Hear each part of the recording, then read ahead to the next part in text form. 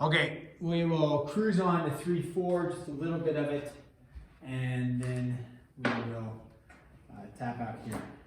So let's go with the timer. Sound good? Mm-hmm. And we will go with timer so we don't go too long, 20 minutes. And now, if we have, okay, 3-4 is concavity in the second derivative test. The first derivative test, that comes up quite a bit just in discussion of some of the problems. You could keep a tab on that page if you want, or just remember what the first derivative test is. That goes back over to page 179. But the first derivative test, if we recall, what does the first derivative test do for us? I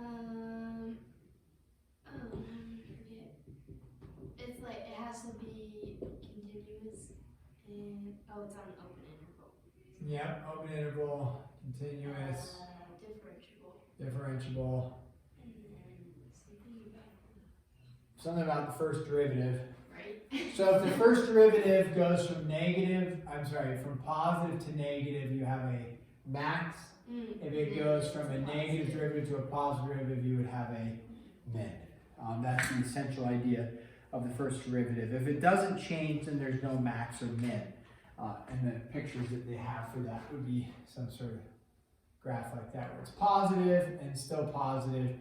Looks like maybe there's some sort of hump in the middle, but if it stays positive to positive, then there's no change. So that's the first derivative test, talking about maxes and mins like that.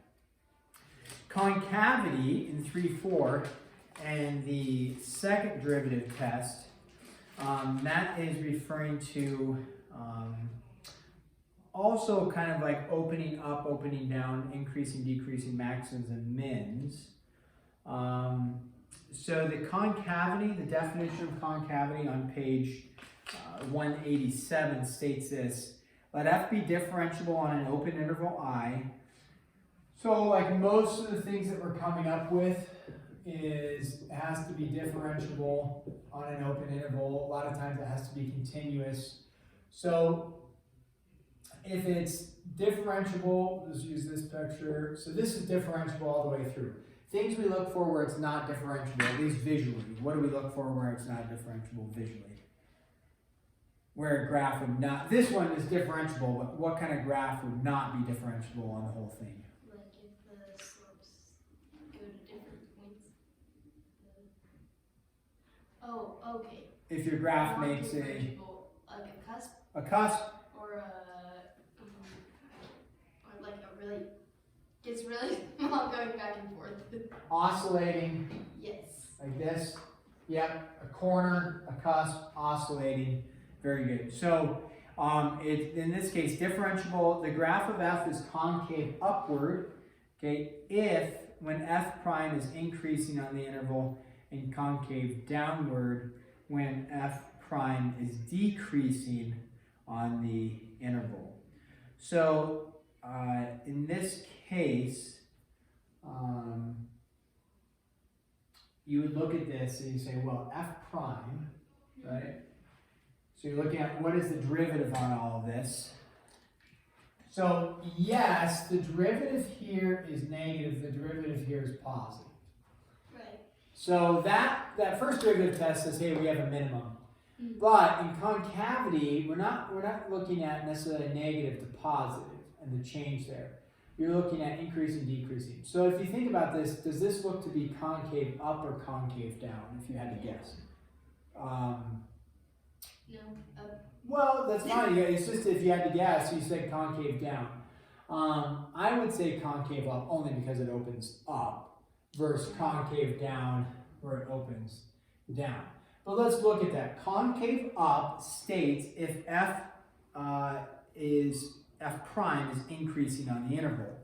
So our derivative is increasing on the interval going from left to right. So if you look at this, though, the derivative increasing is, okay, pick an estimate. What's my derivative right there? Just an estimate. What's my tangent slope there?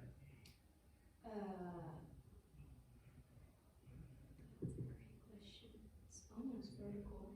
Yeah, it's getting pretty close to vertical. Just an estimate.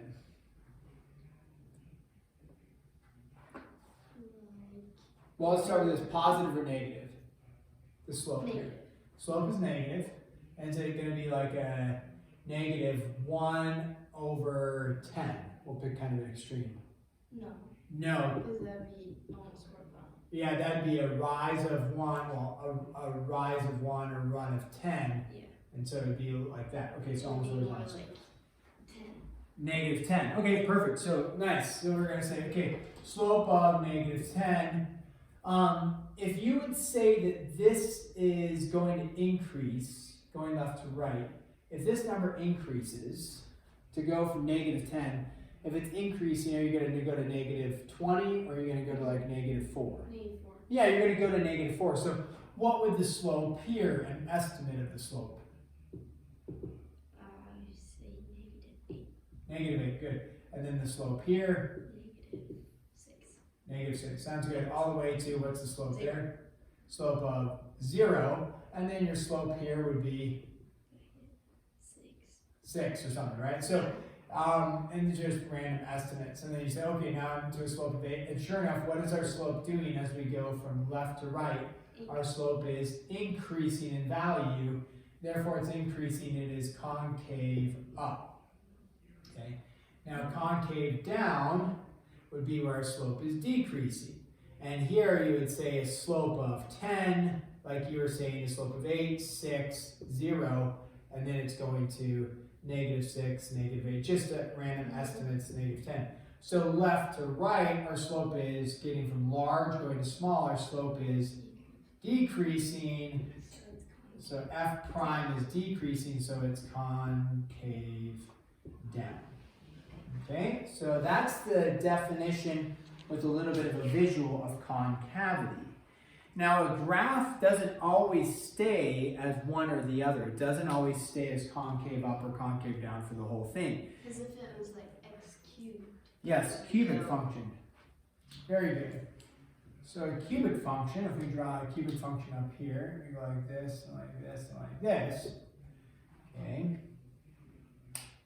We would say, well, yeah, that looks like, just in terms of parabola stuff, you would say, okay, looking at this left side, that looks to be a concave down, just talking about because it opens down. Right. And this looks to be concave up because we talked about it opening up.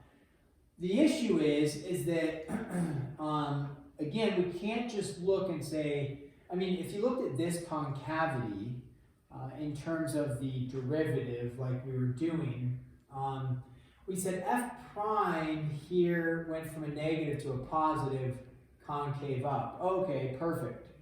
But that's not actually true. Just because our graph goes from a negative to positive, that's not defining it as concave up. It has to go from decreasing to increasing.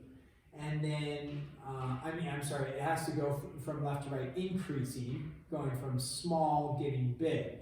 That defines concavity. So just because our positive slope turns into negative slopes, that does not mean it's concave down. That just means here that it's going from a large number 10 to a small number negative 10, and it's just going to keep getting smaller. It's decreasing across the whole thing, therefore it's concave down. My point of that is this.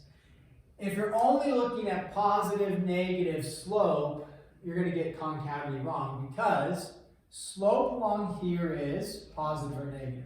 Positive. Slope all the way from this point here all the way down to here is negative, and then this slope is positive. The issue is that as you look at this graph, if you're looking at in terms of opening down and then opening up, the opening down portion, if you think of it, really stops somewhere right about here, and instead of continuing down like this, it reverses and starts opening up. So there's this point where the slope stays negative all the way down to here, but the concavity changes from going this way to open, like from opening down, if you will, to opening up. And so if you think about, again, an estimate, doing our estimates, you would say, okay, the slope here is a positive, and you say whatever, it's a positive 10, and then you say it's a positive 6, it's a positive 2, it's 0. We see that our slope is increasing or decreasing? Decreasing. So if it's decreasing, we say it's concave down. So it's decreasing, and we say, okay, good, it's still decreasing, negative 2, whatever, this is like about at a negative 4, because we didn't make a mark there, it's like at a negative 4. But what happens here? Does it keep getting steeper and steeper and steeper until it be like a negative 10? No, it changes back to like a negative. Yeah, it changes back. If we use that as a negative 2, we would change, right? That did not continue. So we'd say a negative 2 there, and then 0, and then a positive 2, and a positive 4, a positive 6, positive 10. So all of a sudden it went from negative 4, which is a small number, and then it got bigger, bigger, bigger, bigger, bigger. So in this section from here, and I'll do it in green, is that from right here going this direction, our slopes were no longer decreasing, our slopes begin to increase. And so if our derivative is increasing, I didn't write that here, I should have, f prime increasing, where f prime is increasing, it is concave up. So we see that we have concave down because our slopes are decreasing here, right? F prime is decreasing, and then, so it's concave up, or I'm sorry, concave down, and then our slopes are increasing, so it's concave up, like that. So we see that there's a change somewhere in our graph. Where that change occurs, right here, where it changes from concave down to concave up, that point right there is called a point of inflection, and that's a key word. Inflection. Let's get the L in there.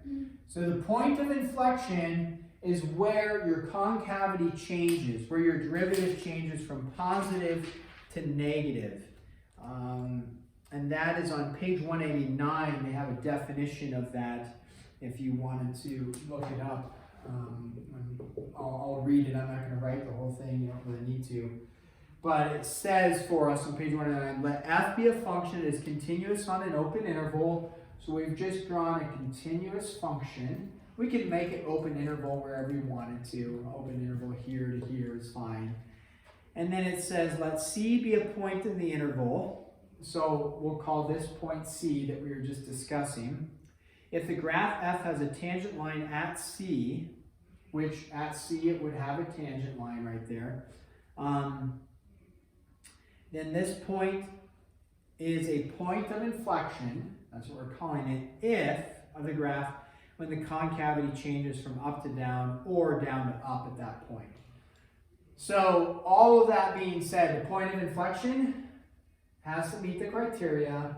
It's open interval, it's continuous, and it has a tangent line there, which means it's differentiable there. And it's a point of inflection when it changes from concave up to down or down to up. So concave up to concave down, or concave down to concave up, either one. Okay, so concavity is based off of the first derivative increasing or decreasing. It is not the first derivative test. Trying to get all that straight. The first derivative test is simply positive to negative will give us a max, negative to positive gives us a min. We see that the concavity is not based off of positive, negative, but rather increasing to decreasing or decreasing to increasing. And then you can have more than one concavity in a graph, and that would be where it changes. Concavity is our point of inflection. Okay. Test for concavity. This is not the second derivative test, but it does deal with the second derivative. This is on page 188. It's a test for concavity. Test for concavity. Okay, in this test for concavity, it is, okay, let f be a function whose second derivative exists on an open interval.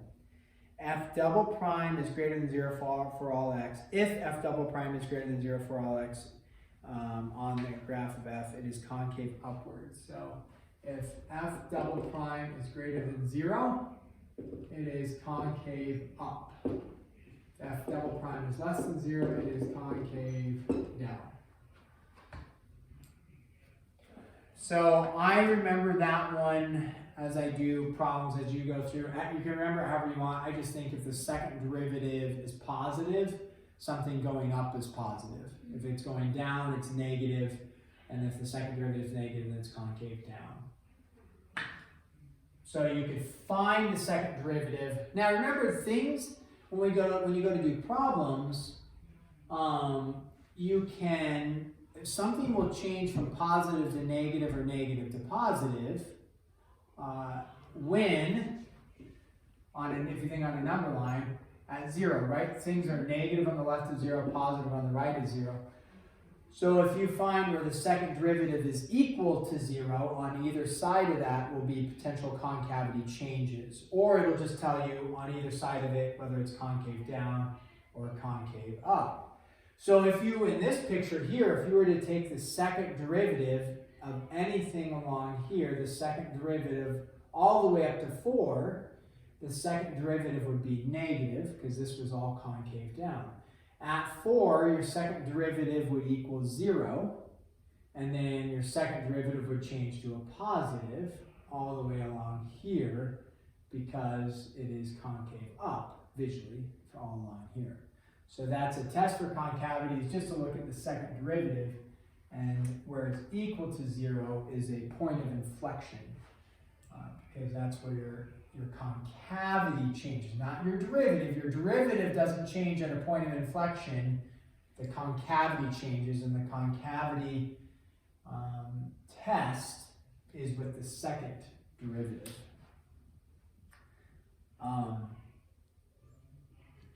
You could do, not really a test, but because again, if you're like, oh, the first derivative is positive, therefore it's, I've said this several times now, but if that first derivative being positive does not tell you that it's concave up or down. Because we see a first derivative being, positive over here, it's concave up, but a first derivative is positive over here, it's concave down. So down and up, the concavity changes even though the derivative is both positive. So you need to start looking at the second derivative for that. So then the point of inflection, let me come right back over here. There's not another definition, but a kind of like a theorem about the point of inflection on page 190. And it says, if C is a point of inflection, then F double prime of C is equal to 0, or F double prime does not exist at X equals C. So if C, and actually they say this will make it formal, CF of C, CF of C is a point of POI, person of interest, point of inflection. If CF of C is a POI, then one of two things is happening. F double prime of C is equal to 0, or F double prime of C does not exist. And it's kind of like when we talked here, like if you have something where this is where the derivative doesn't exist, but if the derivative doesn't exist between here and here, something is happening at that point, and usually what it is like a negative to a positive or a negative to a positive. So if that's happening on the second derivative where it doesn't exist, it's going to be going from a negative to a positive. And here, or where it's equal to 0, same with the first derivative, where something's equal to 0, it's going from a positive to a negative or a negative to a positive, like that. So basically at the point of inflection, your double primes can be 0 or not exist. Yep, at a point of inflection. So to find a point of inflection, you take your second derivative, set it equal to 0, and solve. And if you're like, oh, it doesn't exist at 4 and at 10, whatever, or it doesn't exist at 4 and it's not, and it's equal to 0 at 10, then those are your 2 points of inflection. And at that point, at those points, you would look to see if it's changing from positive to negative or negative to positive for that. And it could potentially be like the cusp into right away or something. Yeah, potentially like that, for that does not exist. Okay. So, let me just write the second derivative test, and then we won't go over any problems, but I would finish all of the notes essentially besides doing some practice problems. But the second derivative test, that is on page 191. We'll just give the cliff notes of it. The second, first derivative test, coming back over here, the first derivative test dealt with maxes and mins. Concavity dealt with the first derivative in terms of increasing and decreasing, but it did not tell us max and mins. Concavity test with the second derivative did not tell us max and mins, it just said if it's concave up or concave down. Concave up or down, again, does not point to the fact that we have a max or a min, because we see like it's concave up or concave down along this whole thing and then changing over. So, but there is a second derivative test that will state for you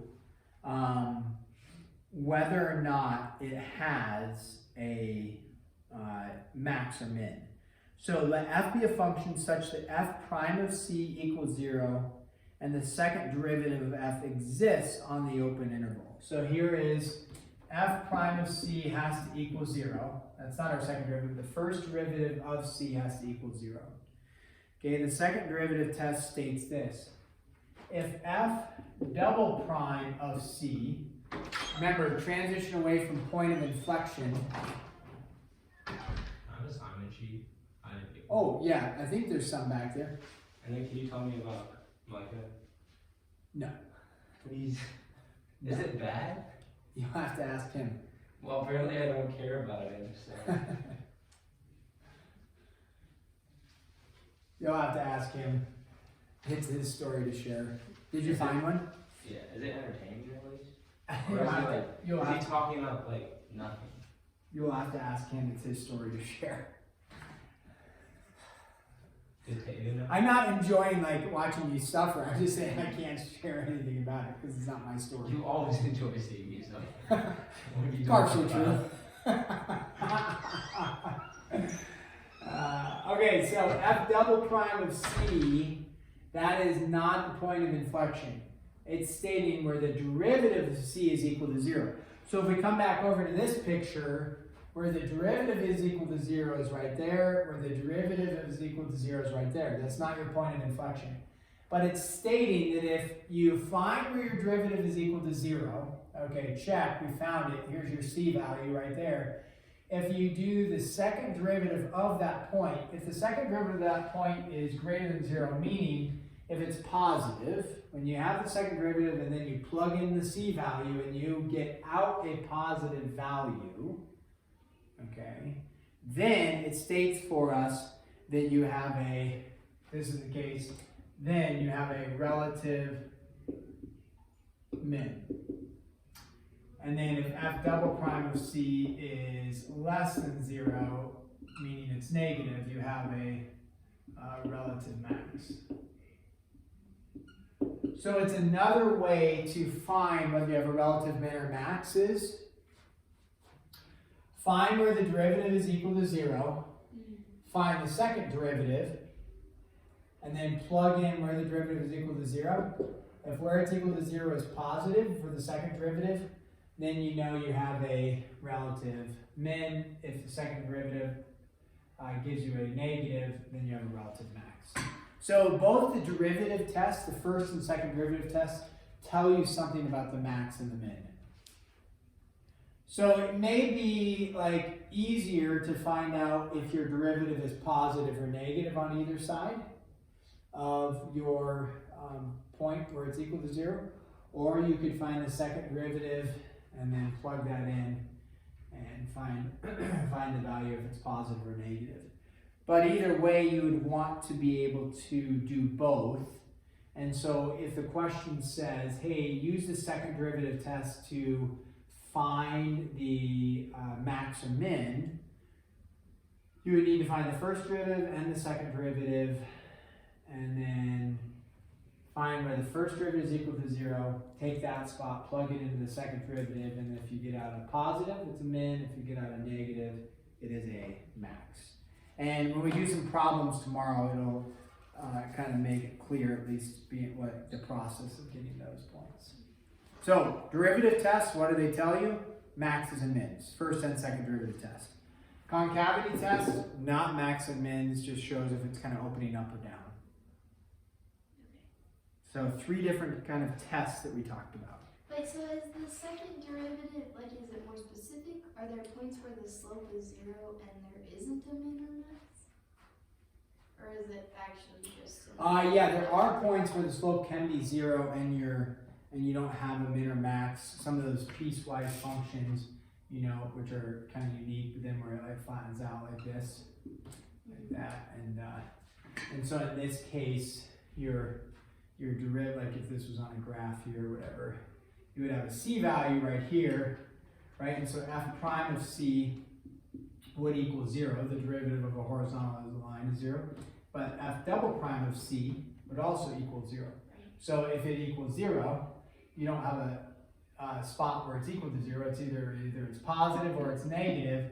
So if your second derivative equals 0, you know that you don't have a max or a min. It's just some sort of like horizontal line that did not, but didn't change. Does that kind of make sense? Yeah. So- But couldn't you just find that with the first derivative test too?